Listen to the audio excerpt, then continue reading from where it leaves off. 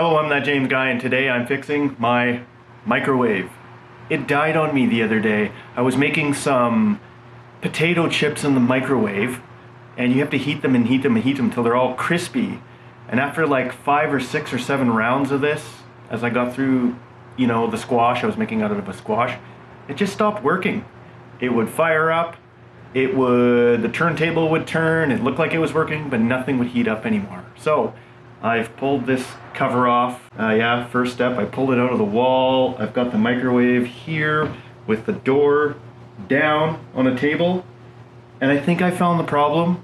I ordered some parts, but I'm going to show you what to check on a microwave if it stops working. It's not too complicated.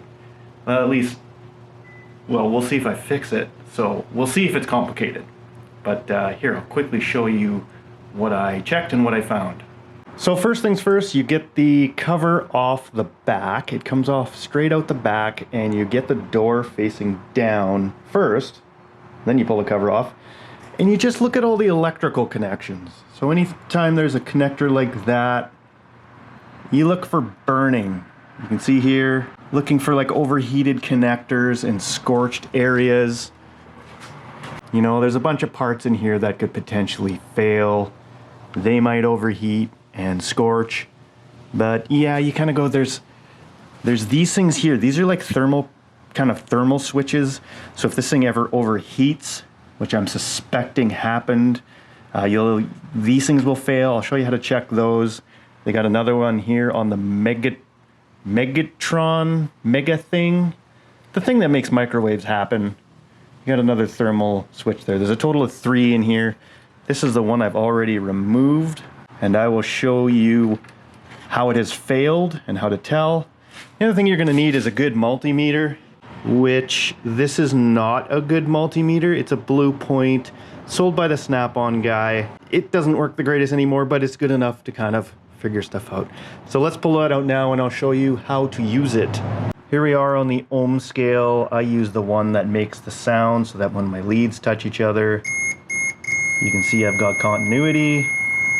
Makes it really obvious. You don't actually have to look at your meter. So what you're gonna do is you're gonna check things. You can see there's a fuse there, and there's also a fuse behind it. Just an old it's a 250 volt, 20 amp slow blow fuse. There's also these thermal protection switches. They should have continuity. You should be able to make a circuit to them. So I'll show you what I found here. I found 2 issues with this microwave. So first things first, we'll test the rear fuse, and you can see I got a good circuit. It's like 0.2 of an ohm. But this one I found is completely open. So we got an open circuit there. That fuse is blown. Not sure why, but let's stick a new one in and see what happens. All right, we'll pull this out. And now, look at that. We got a circuit. All right, the other thing I found was this thermal fuse head failed. This one's the good one, but the one back here is completely open circuit. So I have a new one of those. This is a grand total of 30 bucks worth of parts. Probably cheaper if I would have went to just a normal parts store, but I bought it on Amazon, next day shipping. You can see here, we've got no circuit there. And our new one is good. So I'm gonna go ahead and install this way in there. It's a real pain in the butt, and I'll hook it up, and then we'll see if this microwave works. Hopefully it doesn't explode or something crazy.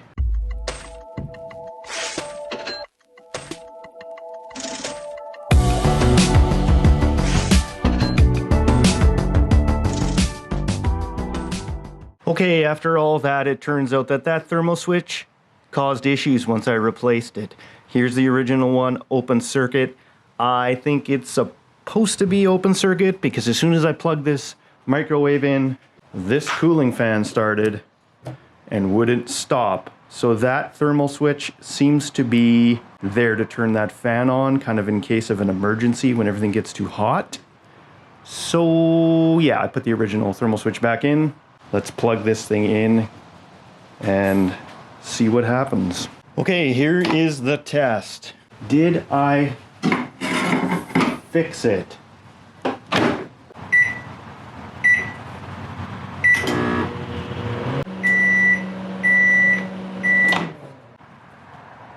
No. Okay, so change of plans. Big change of plans. I kind of wrecked, well, I wrecked my multimeter. I was poking around after I couldn't fix my microwave. Couldn't actually figure out how to fix it. I was poking around, you know, checking various circuits like here in the transformer and this in the microwavy generator machine thing.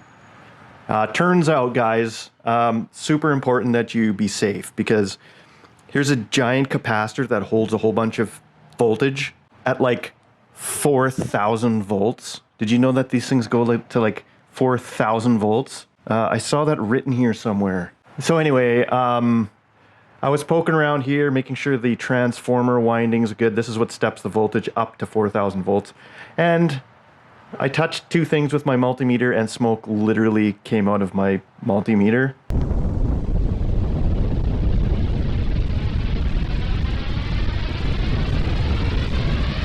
So, yeah, I don't know how to fix this thing. And I also need a new multimeter.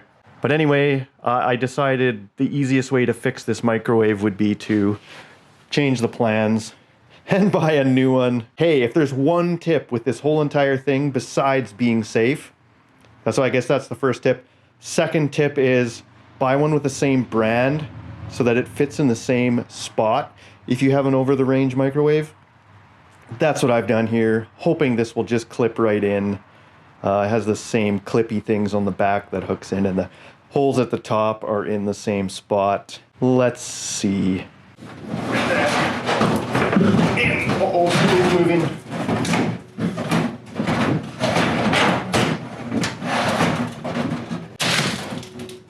Oh, good.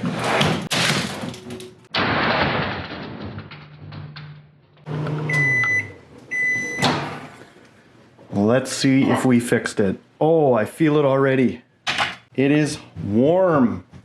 I fixed it. But one more thing. Top tip number 3.